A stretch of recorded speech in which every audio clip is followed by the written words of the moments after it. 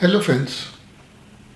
आज एक difficult topic लेके हम लोग आए हैं कि क्या इंडिविजुअल इन्वेस्टर को स्टॉक पिकिंग करना चाहिए।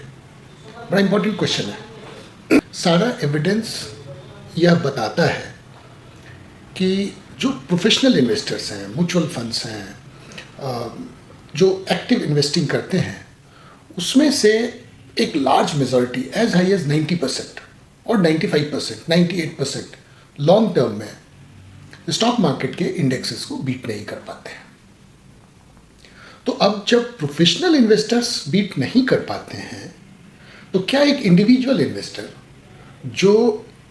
जिसके पास उतनी जानकारी नहीं है, जिसके पास उतना नॉलेज नहीं है, प्रोबेबली जिसके पास उतना इन्फॉर्मेशन नहीं है, जिसके पास उतना टाइम नहीं है, क्या वो मार्केट को बीट कर सकता है?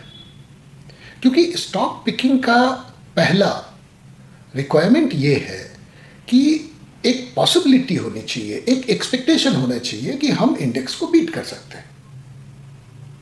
हम अगर इंडेक्स को बीट नहीं कर सकते हैं तो स्टॉक पिकिंग का कोई मतलब नहीं रह जाता है। तो हम स्टॉक क्यों पिक करें?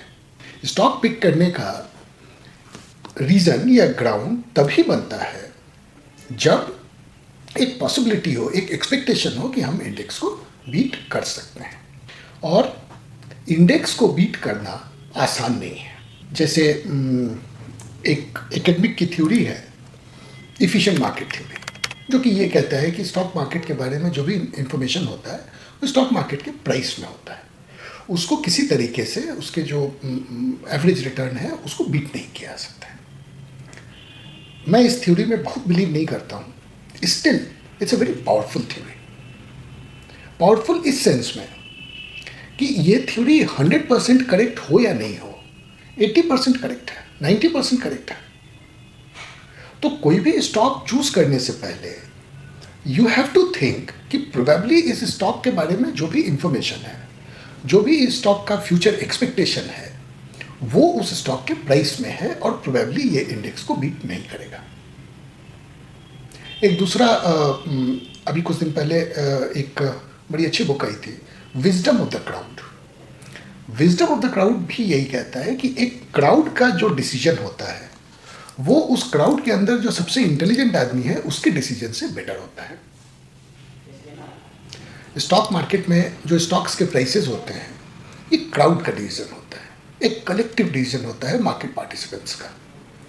जो रिसर्च ये कहता है कि जो मार्केट पार्टिसिपेंट्स का कलेक्टिव विजडम है that is better than wisdom of the most intelligent person of the crowd.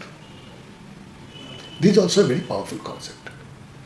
With these two concepts in mind, one has to be very careful before deciding कि हमें stock pick करना है। Stock picking का decision it's a very serious decision और इस decision को बहुत lightly नहीं लेना चाहिए।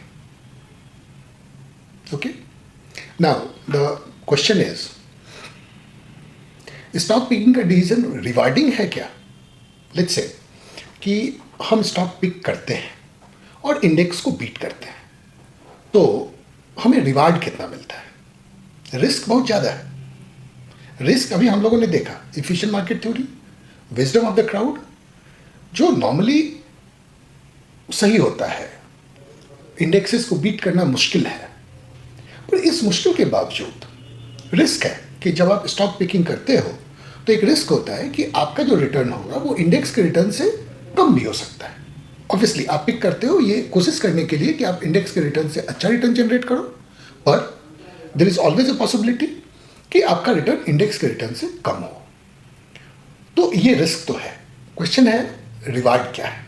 तो मैंने ऐसी एक सिंपल सा कैलकुलेशन किया और वो मैं आपके साथ शेयर करता हूँ, मेरी स्क्रीन पे है। ये एक हमने एग्जाम्पल लिया कि एक इन्वेस्टर 1,00,000 रुपए लमसम इन्वेस्ट करता है और रेगुलर वे में 10,000 रुपये पर मंथ इन्वेस्ट करता है, से फॉर नेक्स्ट 30 ईयर्स। ओके, तो अगर वो 14% का रिटर्न उसको मिलता है, जो रफली इंडेक्स का रिटर्न होना चाहिए या आज तक जो इंडेक्स का रिटर्न रहा है, तो उसका जो कॉर्पस होगा after 30 years it will be 5.11 crore. पर अगर वो इस इंडेक्स के रिटर्न को 14% के रिटर्न को बीट करता है और उसे 18% का रिटर्न मिलता है, तो उसका जो कॉर्पस होगा वो होगा 11.85 crore, more than double the corpus जो उसे इंडेक्स से मिल रहा है।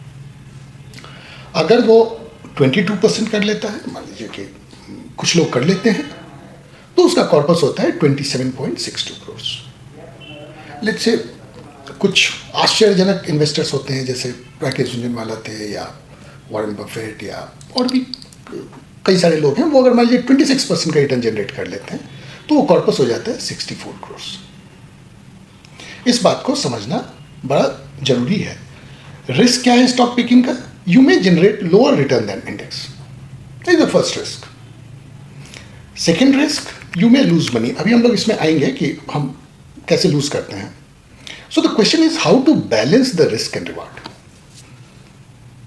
तो स्टॉक पिकिंग में ये सारे रिस्क हैं। अब एक ऐसे ही मैंने अभी बैक एंड कैलकुलेशन किया कि लेट्स से कि 14% के जगह पे आप 10% जनरेट करते हो तो your corpus will be 2.25 crore. अगर आप 6% जनरेट करते हो तो इट विल बी 1 करोड़। ठीक है, तो ये रिस्क तो हमेशा रहेगा कि आप 5.11 के जगह पे अगर आप 10% जनरेट करते हो तो 2.25 ये करोड़ का कॉर्पस होगा, और अगर आप 6% जनरेट करते हो तो आपका 1 करोड़ का कॉर्पस होगा। और अगर ज़्यादा करते हो तो ऑब्वियसली आपका जो है कॉर्पस काफ़ी बड़ा होगा। नाउ रिस्क तो है, इसमें कोई डाउट नहीं है, पर रिवार्ड भी है। अगर आप सक्सेसफुल स्टॉक पिकर हो सकते हो तो स्टॉक पिकिंग कब करना चाहिए? जब, सबसे पहले इस बात को समझिए कि जो इंडेक्स का रिटर्न है ये आपको सफिशिएंटली रिच बना सकता है, बिना कुछ किए हुए, बगैर किसी कंपनी के बारे में कुछ जाने हुए, बगैर कोई रिसर्च किए हुए। You just buy an index and hold it for long periods of time, और आपको इंडेक्स का रिटर्न मिल रहा है। आज तक जो इंडेक्स का रिटर्न मिला है दैट इज अराउंड 15.5%, इसलिए हमने 14% का लिया कि लेट्स सी कि थोड़ा कम मिले आगे जाके, तो भी you are getting a corpus of 5.11 crore. No believe me, अगर आप इन्वेस्टमेंट ऐसे स्टार्ट करते हो तो ये जो आपका कॉर्पस होगा इंडेक्स से, ये 5.11 करोड़ से बहुत ज़्यादा होगा। ज़्यादा इस सेंस में होगा कि आपकी जर्नी तो लेट्स से कि 1 लाख रुपए से शुरू हुई, आपने 1 लाख रुपए लमसम डाला और हर महीने 10,000 रुपये डाल रहे, पर इन कोर्स ऑफ टाइम 1 साल के बाद आपका इनकम बढ़ता है, आपका सैलरी बढ़ता है, यहाँ से आपके पास जो है ये जो है कॉर्पस बढ़ता जाता है, और उस समय आपकी सेविंग बढ़ के 10,000 की जगह पे 20,000 हो जाती है। 2-4-5 साल में आपकी सैलरी फिर से बढ़ती है, फिर आपका जो सेविंग है वो 20,000 से बढ़ के 50,000 हो जाता है। इसके कारण क्या होता है कि ये जो फिगर हम ले रहे हैं कि अगले 30 साल तक कंटिन्यूसली आप सिर्फ 10,000 रुपये उसमें डाल पाओगे, ऐसा होता नहीं है। सो नॉर्मली मैंने देखा है लोगों को कि लोगों का कॉर्पस इससे काफ़ी तेज़ी से बढ़ता है। पर अगर आप स्टॉक पिकिंग करते हो तो आप इस 14% को रिस्क में डाल रहे हो। चांसेज है कि आप 18% या 22% या 26% या अगर आप बहुत इंटेलिजेंट हो, बहुत अच्छा कर सकते हो तो उससे भी ज़्यादा रिटर्न जनरेट कर सकते हो। पर साथ साथ ये भी चांसेज है कि आपका जो रिटर्न हो वो इससे कम हो 14 से। 12 हो सकता है, 10 हो सकता है, 8 हो सकता है, 6 हो सकता है। ठीक है, तो आपको ये डिसाइड करना है कि क्या आप ये रिस्क लेने के लिए तैयार हो, आपको लगता है कि ये रिस्क लिया जाना चाहिए, या आप कैपेबल हो इस रिस्क को लेने के लिए। ये सबसे इंपॉर्टेंट बात है। बिना इस पर्टिकुलर मुद्दे पे विचार किए हुए, बिना इस पे सोचे हुए स्टॉक पिकिंग करना इज सुसाइडल, इट्स फैटल। बिना इसको समझे हुए अगर आप स्टॉक पिकिंग करोगे तो मोस्ट प्रोबेबली आप इस इंडेक्स को बीट नहीं कर पाओगे, और अगर आप बीट नहीं कर पाओगे तो आपका जो कॉर्पस होगा वो इंडेक्स से जो कॉर्पस क्रिएट हो सकता था उतना भी नहीं हो पाएगा, इनफैक्ट उससे काफ़ी कम हो सकता है। अब रिसर्च क्या करता है कि जो इंडिविजुअल इन्वेस्टर्स हैं वो कैसा परफॉर्म करते हैं। सारा रिसर्च ये कहता है कि जो इंडिविजुअल इन्वेस्टर्स हैं ये प्रोफेशनल इन्वेस्टर्स की तुलना में और ज़्यादा खराब परफॉर्म करते हैं। प्रोफेशनल जो म्यूचुअल फंड्स हैं, एक्टिवली मैनेज फंड्स हैं, ये तो खराब परफॉर्म करते ही हैं, ये तो इंडेक्स को बीट नहीं कर पाते, वो तो है। जो इंडिविजुअल इन्वेस्टर हैं परसेंटेज वाइज ये और भी ज़्यादा खराब करते हैं। इनका जो एवरेज रिटर्न होता है वो बहुत ही खराब होता है। अब ये जानने के बाद क्या आपको स्टॉक पिकिंग करना चाहिए, ये बड़ा इंपॉर्टेंट क्वेश्चन है। इस पे सोचिए, बार बार सोचिए। अब एक बात मैं आपको बताना चाहता हूं सोचने के लिए, जस्ट टू थिंक। रिसर्च क्या कहता है कि जो प्रोफेशनल इन्वेस्टर्स हैं, जो एक्टिवली मैनेज्ड फंड्स वगैरह हैं, ये इंडेक्स से खराब परफॉर्म करते हैं। Very good. जो इंडिविजुअल इन्वेस्टर्स हैं ये इंडेक्स से खराब परफॉर्म करते हैं, very high percentage, that is also very good. अब समस्या ये है कि जो इंडेक्स है वो तो एक एवरेज है। तो अगर इतने सारे लोग खराब परफॉर्म कर रहे हैं तो अच्छा परफॉर्म कौन कर रहा है? ऑब्वियसली एक एवरेज है। मान लीजिए कि एक क्लास में लोगों का मार्क्स है, उसका एवरेज है 50। काफ़ी सारे लोग आपको दिखे जो कि 50 से खराब उनका मार्क्स है, तो ऑब्वियसली काफ़ी सारे लोगों का मार्क्स 50 से ऊपर होगा। क्या लगता है आपको? अदरवाइज वो एवरेज हो ही नहीं सकता है। एवरेज होने का मतलब ये है कि अगर इतने सारे लोग खराब परफॉर्म कर रहे हैं तो कुछ तो लोग होंगे जो अच्छा परफॉर्म कर रहे हैं। वो कौन है? फिर से सोचिए कि इतने सारे लोग जिसके बारे में भी रिसर्च किया जा रहा है, डेटा लिया जा रहा है, वो इंडेक्स से खराब परफॉर्म कर रहे हैं। तो इंडेक्स से अच्छा परफॉर्म कौन कर रहा है? ऑब्वियसली कोई ना कोई तो कर रहा है। हाँ, एक पर्टिकुलर चीज समझने की जरूरत है। किसी भी समय मार्केट में एक लार्ज मेजॉरिटी इंडेक्स से खराब परफॉर्म करेगा। लेट मी टेल यू वो क्यों। तो फिर से हम लोग एक बार स्क्रीन पे आते हैं। एक आदमी अगर 14% रिटर्न जनरेट कर रहा है तो उसका कॉर्पस होता है 5.11 करोड़। लेट्स से कि ये इंडेक्स है, एवरेज है। अगर वो लेट्स से कि 4% से अंडर परफॉर्म कर रहा है तो उसका फिगर कितना आया था? 10% पे 2.25 करोड़। मतलब ही लॉस्ट अराउंड 2.5 करोड़ या 2.75 करोड़। और अगर वो 4% एक्स्ट्रा परफॉर्म कर रहा है, ओवर परफॉर्म कर रहा है, तो उसका कॉर्पस बढ़ जाता है अराउंड 6.5 करोड़, ऑलमोस्ट डबल। मतलब कि 4% अंडर परफॉर्मेंस में जो आप अमाउंट लूज करते हैं, 4% ओवर परफॉर्मेंस में जो अमाउंट आप गेन करते हैं, वो इस अंडर परफॉर्मेंस के अमाउंट का डबल होता है। मतलब एक आदमी अगर आउट परफॉर्म कर रहा है 4% से, तो you need 2% to underperform by 4% to keep the index as 14%। बात आप समझ रहे हो कि अंडर परफॉर्मेंस से आप जो पैसे लूज करते हो इंडेक्स की तुलना में, उससे डबल आप अर्न करते हो अगर आप 4% के डिफरेंस पे हो। जब ये डिफरेंस लेट्स से 8% का हो जाता है तो 6% के हिसाब से you are getting 1 crore, you lost 4 crore. But how much you gain? 22 crore, 5 times. मतलब अगर 8% के रेट से कोई एक आदमी मार्केट को आउट परफॉर्म कर रहा है तो you need almost 6-7% to underperform by that particular rate. So अगर इंडेक्स 14% पे है और कुछ लोग इसको 2%, 4%, 6%, 8%, 10% के रेट से आउट परफॉर्म कर रहे हैं, तो उनसे बहुत ज़्यादा लोग होंगे जो उसको उसी रेट से अंडर परफॉर्म करेंगे, तब इंडेक्स 14% पे रहेगा।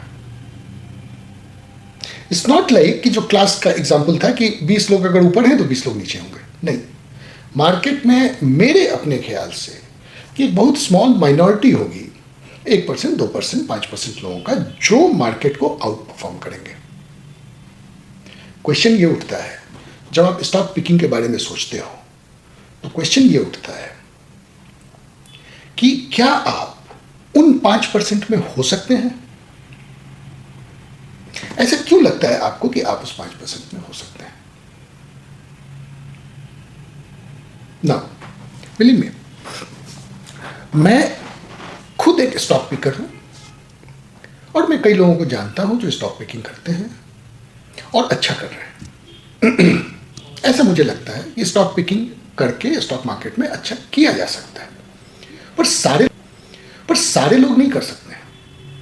अच्छा, इसके लिए कोई बहुत फाइनेंस का आपको ये जानकारी वो जानकारी उसकी कोई ज़रूरत नहीं है। आपको बिल्कुल फाइनेंशियल विजार्ड होना या बहुत इंटेलिजेंट होना इसकी भी कोई ज़रूरत नहीं है। एक एवरेज आदमी, जो वॉरेन बफेट या चार्ली मंगेर कहते हैं कि एक एवरेज आदमी, एवरेज इंटेलिजेंस का आदमी, जिसका पैशन है स्टॉक में, जिसका पैशन है बिजनेसेस को समझने में, जो स्टडी कर सकता है, जो बुक्स को पढ़ सकता है, उसको समझ सकता है, अपने साइकोलॉजी पे काम कर सकता है, जो ह्यूमन बींग्स के अपने साइकोलॉजिकल वीकनेसेस हैं उन पे काम कर सकता है, वो एक स्टॉक को पिक कर सकता है और मार्केट को आउट परफॉर्म कर सकता है। पर जो लोग ये नहीं कर सकते हैं, जिनका स्टॉक पिकिंग का पैशन नहीं है, जो बिजनेसेस को स्टडी नहीं कर सकते हैं या नहीं करना चाहते हैं, जिनके पास बिजनेसेस को स्टडी करने का टाइम नहीं है, वो स्टॉक पिक करके इंडेक्स को बीट नहीं कर सकते हैं। वो हमेशा बॉटम 95% में रहेंगे, जिनका जो लॉसेज है वो टॉप 5% वाले गेन करेंगे। और स्टॉक पिकिंग का डिसीजन लेने से पहले इस बात को जानना बहुत ज़रूरी है। आगे हम लोग एक सीरीज स्टार्ट करेंगे कि स्टॉक पिकिंग कैसे करना चाहिए, क्या करना चाहिए, बट जो पहला उसका स्टेप है वो आपको जानना है कि क्या आप उसके लिए तैयार हो। इस ग्रीड पे मत जाओ कि अगर हम जो है 14% के जगह पे 18% रिटर्न जनरेट कर लेते हैं तो हमारा कॉर्पस इतना से बढ़ के इतना हो जाएगा। ऐसा कुछ नहीं होगा। ये करना एक पर्याप्त डिफिकल्ट काम है और अधिकांश लोग जो मार्केट में हैं वो ये नहीं कर सकते हैं, नहीं कर पाएंगे। इनफैक्ट एक कहानी मुझे याद आ रही है। एक हमारे जानने वाले थे, हमसे थोड़े बड़े थे, 10-15 साल। तो जब मैं स्टॉक मार्केट के बारे में सीरियस हुआ तो मैंने उनसे पूछा कि सर, आपका स्टॉक मार्केट में जर्नी कैसा रहा। मैं उनको देखता था बचपन से, जब हम लोग बिल्कुल बच्चे थे उस समय भी वो स्टॉक परचेज करते थे एंड सो ऑन। तो उन्होंने एक बात कही, उन्होंने कहा कि राजेश, ये जुआ है, इट्स अ गैम्बल। तो फिर मैं थोड़ा डिटेल में उनसे पूछा कि सर, आप स्टॉक मार्केट में 20 साल 30 साल आपने समय दिया, आपने कोई बुक पढ़ी क्या स्टॉक मार्केट में, स्टॉक मार्केट को समझने के लिए? तो नहीं। बिजनेस को समझने के लिए? नहीं। कॉम्पिटिटिव एडवांटेज को समझने के लिए? नहीं। मार्केट साइकिल्स को समझने के आपने किया क्या? तो आप तो बस ठीक है, कुछ टिप मिल गया, ये खरीद लीजिए, वो बेच दीजिए, वहाँ से ये हो गया, वो हो गया, तो उसके हिसाब से आप अपना स्टॉक मार्केट में इन्वेस्ट करते रहे। तो आप तो वस्तुतः जुआ ही खेल रहे थे। लेट्स से कोई कंपनी है XYZ, मैं उस कंपनी के बारे में कुछ नहीं जानता हूँ, वो क्या बनाती है, कितने शेयर्स हैं उसके, कल से वो कंपनी है, उसका सेल्स कैसा है, उसका ऑपरेटिंग मार्जिन कैसा है, उसका रिटर्न ऑन इक्विटी कैसा है, कौन कौन लोग हैं, उनका मैनेजमेंट कैसा है, उसका प्रोडक्ट मार्केट में बिक रहा है नहीं बिक रहा, मैं उस कंपनी के बारे में कुछ नहीं जानता हूँ। और मैंने उसका शेयर खरीद लिया इस एक्सपेक्टेशन में, इस होप में कि ये आगे जाएगा, ऊपर जाएगा। तो मैं तो जुआ ही खेल रहा हूँ ना। मैं अधिकांश लोग, पर्टिकुलरली जो इंडिविजुअल इन्वेस्टर्स हैं, उसमें से 90% इन्वेस्टर यही हैं। उन्होंने न कुछ लर्न किया है और ना ही कुछ लर्न करने की इच्छा है, ना ही कुछ लर्न करने की टेंडेंसी है, और उसके बाद भी वो अपना स्टॉक परचेज करते हैं, सेल करते हैं। कभी कुछ प्रॉफिट भी हो जाता होगा, कभी कुछ लॉस हो जाता होगा, बट वो तो बेसिकली दे आर गैम्बलिंग। इसी में एक बड़ी इंपॉर्टेंट चीज़ है। कुछ दिन पहले एक आदमी से मुलाकात हुई, वो हमारे पास आए तो कुछ पूछ रहे थे कि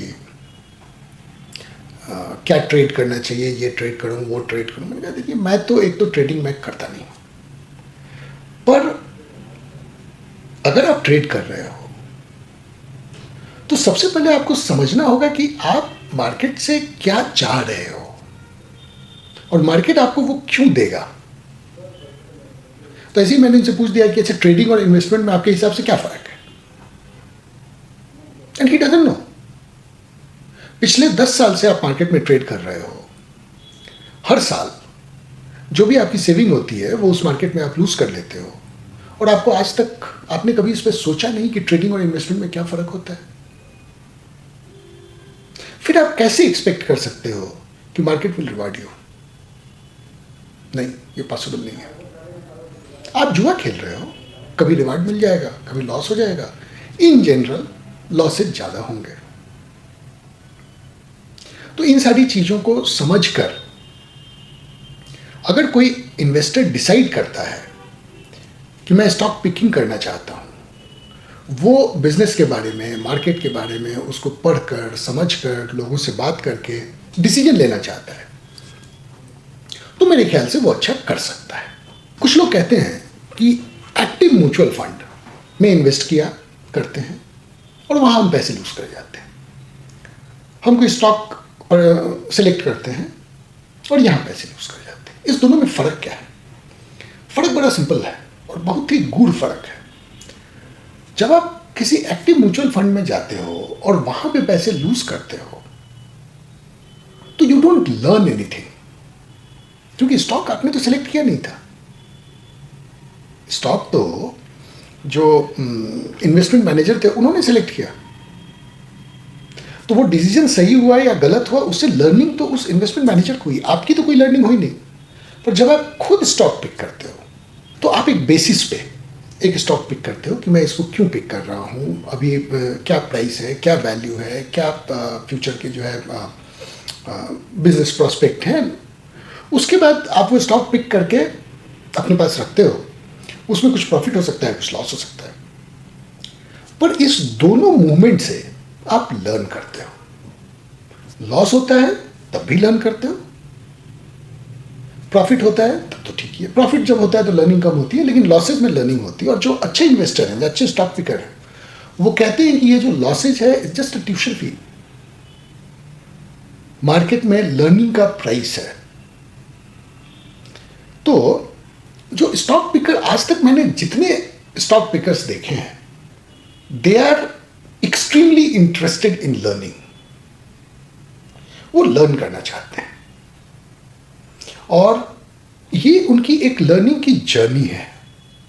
आज वो एक स्टॉक पिक करते हैं, उससे कुछ लर्न करते हैं, फिर आगे एक दूसरा पिक करते हैं, उससे कुछ लर्न करते हैं, और धीरे धीरे करके, धीरे धीरे ये प्रैक्टिस करते हुए वो अच्छे स्टॉक पिकर हो जाते हैं और मार्केट को बीट भी करते हैं।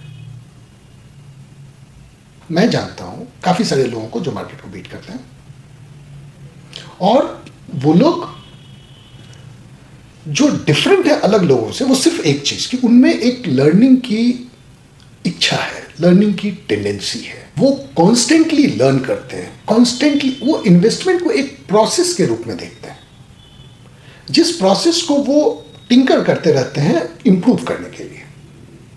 धीरे धीरे उनका पोर्टफोलियो का परफॉर्मेंस, उनका परफॉर्मेंस सब इंप्रूव होता जाता है। तो स्टॉक पिकिंग का सबसे बड़ा फायदा ये है कि ये एक बहुत ही rewarding, intellectually as well as financially, जो स्टॉक पिकिंग के रिवार्ड है, ये सिर्फ फाइनेंशियल रिवार्ड नहीं है, ये इंटेलेक्चुअल रिवार्ड है।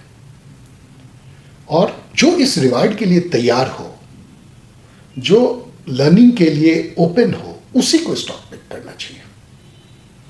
रिस्क और रिवार्ड का जो ये है रेशियो है, उसको तो मैनेज किया जा सकता है। से फॉर एग्जांपल हमने देखा कि एक नॉर्मल इन्वेस्टर के लिए, जिसके पास नॉलेज, जानकारी, ये सारी चीज़ें नहीं है और जो ये सब में इंटरेस्टेड भी नहीं है, उसके लिए index fund is the best. अब मान लीजिए कि कोई एक आदमी स्टॉक पिकिंग में इंटर करना चाहता है, तो वो अपना फंड 90% इंडेक्स फंड में रख सकता है और एक छोटा सा अमाउंट से कोई स्टॉक पिक करेगा, एक रिसर्च करेगा, स्टडी करेगा किसी बिजनेस को, और उसमें से एक कोई स्टॉक पिक करेगा, एंड ही विल सी कि हमारा स्टॉक कैसा परफॉर्म कर रहा है एज कंपेयर टू इंडेक्स। उसको लगता है धीरे धीरे उसमें जो है उसका नॉलेज बढ़ता है, उसमें कॉन्फिडेंस आता है, फिर वो दूसरा ये पिक कर सकता है, फिर वो तीसरा पिक कर सकता है। तो रिस्क और रिवार्ड को तो मैनेज किया जा सकता है, उसमें कोई प्रॉब्लम नहीं है। प्रॉब्लम सिर्फ ये है कि लर्निंग की जो इंक्लिनेशन है सोसाइटी में, लोगों में, वो थोड़ा कम है। अधिकांश लोग लर्निंग के प्रति बहुत इंक्लाइंड नहीं होते हैं, और पर्टिकुलरली जो लर्निंग के प्रति इंक्लाइंड नहीं है उसको तो स्टॉक पिकिंग बिल्कुल नहीं करना चाहिए। उसके लिए इंडेक्स फंड में कंटिन्यूअसली इन्वेस्ट करना सबसे ज़्यादा बेनिफिशियल होगा, सबसे ज़्यादा रिवार्डिंग होगा, और सबसे ज़्यादा उसके लिए स्ट्रेस भी कम रहेगा, वोलेटिलिटी कम रहेगी, and return is still, index fund का भी जो रिटर्न है it will make you sufficiently rich. तो आज का वीडियो यहीं पे ख़त्म करते हैं। इसमें अगले वीडियो में हम लोग आएंगे कि how to lose money in stock market. जैसे अभी तक तो हम लोग ये सब डिस्कस कर रहे हैं कि अच्छा ठीक है, इंडेक्स फंड में जाने से ये रिवार्ड होता है, स्टॉक पिकिंग का ये रिवार्ड हो सकता है, ये रिस्क है and all those things, but there are certain ways जिस वेज के थ्रू जो इंडिविजुअल इन्वेस्टर्स हैं ये स्टॉक मार्केट में पैसे लूज करते हैं। सो इसको हम लोग अगली बार डिस्कस करेंगे। उसके बाद फिर आगे स्टॉक पिकिंग पे हम एक सीरीज स्टार्ट करेंगे, कैसे कैसे स्टॉक को पिक करना चाहिए, क्या क्या चीज़ें आदमी को देखनी चाहिए एंड ऑल दोस थिंग्स। पर अभी के वीडियो के बाद आप सोचिएगा कि क्या आप स्टॉक पिकर बनना चाहते हैं या नहीं बनना चाहते हैं। बड़ा सिंपल सा चीज़ है, और लाइफ में इस टाइप के डिसीजन हर आदमी को लेना पड़ता है। मान लीजिए कि मैं एक डिसीजन लेता हूँ कि मुझे क्रिकेटर बनना है, तो क्रिकेटर बनने के लिए जो काम करना है वो हमें करना पड़ेगा। मेरे चाहने से मैं जो है सचिन तेंदुलकर नहीं बन जाऊंगा। आज कोई डिसाइड करता है कि मुझे डॉक्टर बनना है, लॉयर बनना है, इंजीनियर बनना है, कुछ भी बनना है, तो उसके लिए उसको वो मेहनत करनी पड़ेगी। तो अगर आप डिसाइड कर रहे हो कि आपको स्टॉक पिकर बनना है, तो फिर स्टॉक पिकिंग के लिए जिन क्वालिटीज़ की ज़रूरत है, जिन चीज़ों की ज़रूरत है, वो आपको करना पड़ेगा। इस पे सोचिएगा, फिर डिसाइड कीजिएगा। Thank you.